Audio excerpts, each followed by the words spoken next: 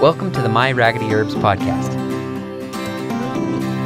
This podcast is for truth seekers, homesteaders, homemakers, and medicine makers who are eager to roll up their sleeves and learn how to make their relationship with God, their family, and their home their first priority.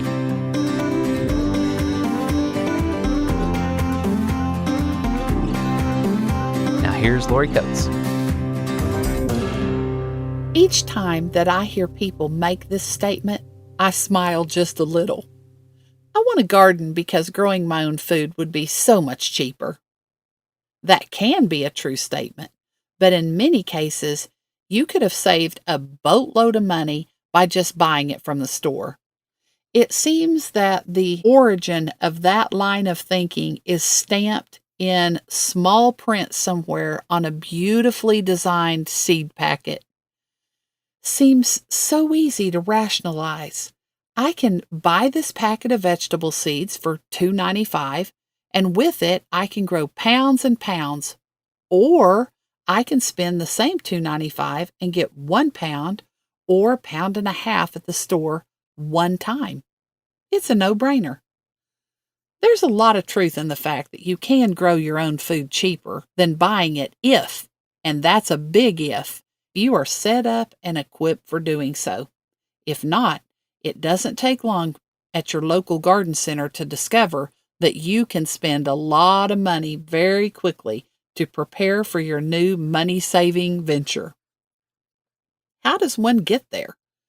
Is there a roadmap or strategy to establishing your growing spaces without spending so much money?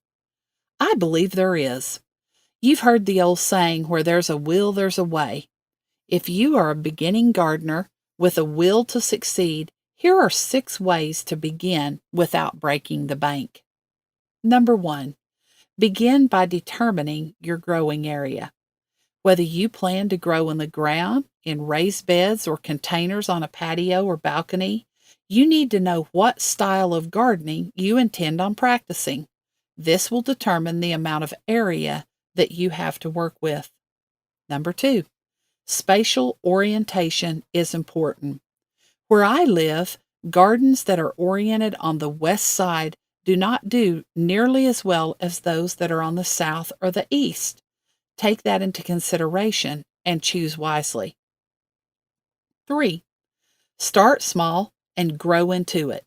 It is far better to start with 1 raised bed or a couple of high-quality containers and keep adding to them than it is to invest in things that may not hold up over time. One day you will look up and realize that you have built a lasting, sustainable garden area. Just be patient. 4, quality garden soil is the key to your success. When I was new to gardening, I was fixated on the plants. It didn't take long before I learned that success and failure lies in the quality of the soil. Today, I rarely focus on the plants themselves, but rather I try to grow healthy soil.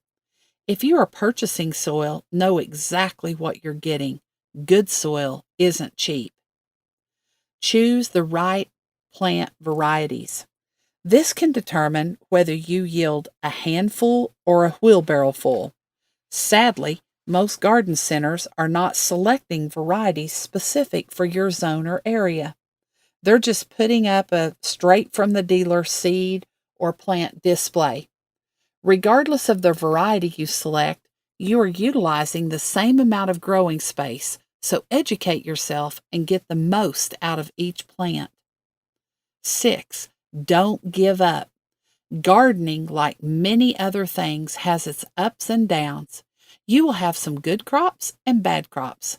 There are many foolish things that we can busy ourselves doing, but gardening is good work. If you stay with it, one day you will be growing your own food. Food security and availability is a big issue, and accessing it at an affordable cost is even more of an issue. Perhaps there is more to growing your own food than just the cost. For us, homegrown food is labor-intensive, but we believe it tastes better. We know that it's more nutritious, and we are able to grow more varieties.